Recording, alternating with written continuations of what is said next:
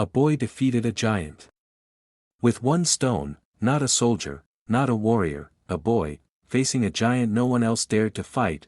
This is the story of David and Goliath, and how faith can overcome fear. In the valley of Elah, two armies stood facing each other, on one side, the Israelites, on the other, the Philistines. Day after day, they stood there, waiting.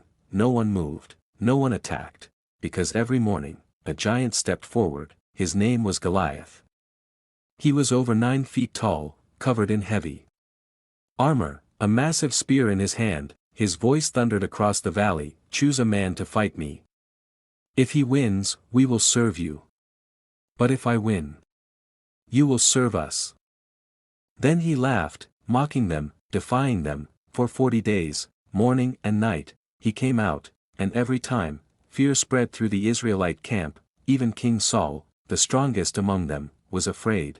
No one stepped forward, no one answered the challenge, until one day, a young boy arrived. His name was David. He wasn't a soldier, he was a shepherd. He came to the battlefield, not to fight, but to deliver food to his brothers.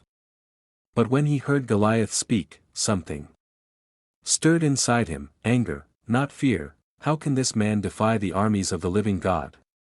The soldiers laughed. "Look at him," they said, "you're just a boy.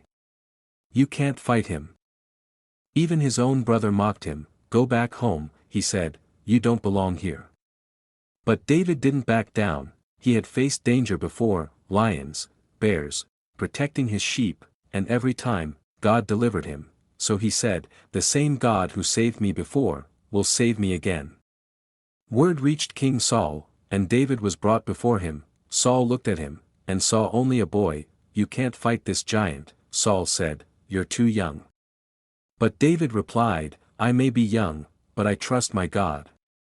So Saul offered him his armor, heavy, royal, strong, but when David put it on, he couldn't move. It didn't fit, it wasn't him, so he took it off. No armor, no sword, just faith. He walked to a stream, and picked up 5 smooth stones, placed them in his pouch, took his sling, and began walking toward the giant. Across the valley, Goliath saw him, and laughed. "Am I a dog," he shouted, "that you come to me with sticks?" He cursed David, mocked him, threatened him. "Come here," Goliath said, "and I will give your body to the birds." But David stood his ground, and answered, "You come to me with a sword, with a spear, and with a shield, but I come to you in the name of the Lord. This battle is not yours. It is God's."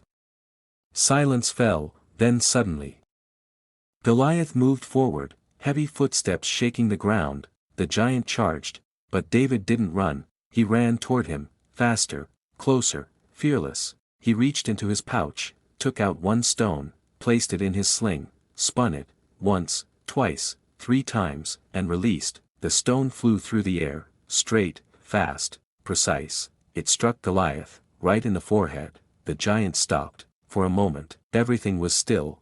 Then, he fell.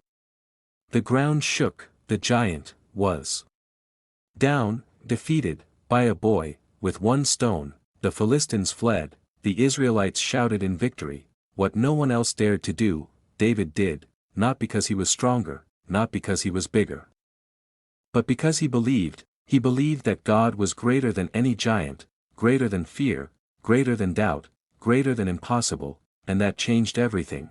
Sometimes, the battle in front of you looks too big, too strong, too overwhelming, like there's no way you can win. But this story reminds us, you don't need size, when you have God. You don't need power, when you have faith, because one moment of courage can change everything. So let me ask you, what giant are you facing, and will you run away, or run toward it?